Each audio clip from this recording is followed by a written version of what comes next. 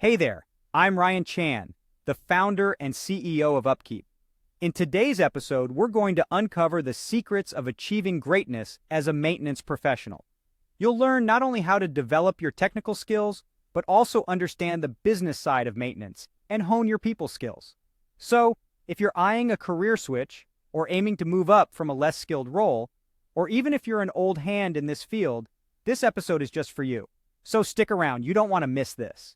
First, let's talk about developing your technical skills. If you've got a background in manufacturing, engineering, or maintenance, that's fantastic. But if you're making a career switch or moving up from a less skilled role, don't worry. You can still acquire these technical skills through local community colleges or industry certifications.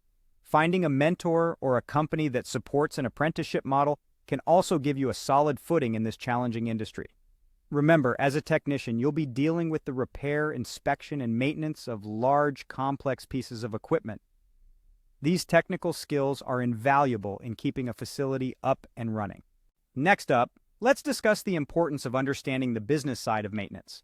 If you're a maintenance technician who knows how to achieve results, balance risks and costs, and identify and solve problems, you'll be highly valued.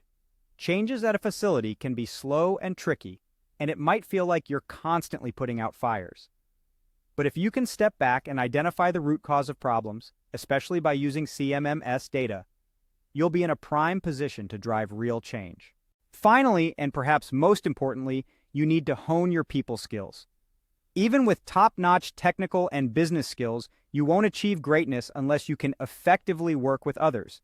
Maintenance is the ultimate group project. You need to be able to motivate, encourage, and convince others to buy into cost-saving changes. If you can leverage a team, a staff, or even an entire company to embrace predictive maintenance practices, you can make a significant difference to the facility's bottom line.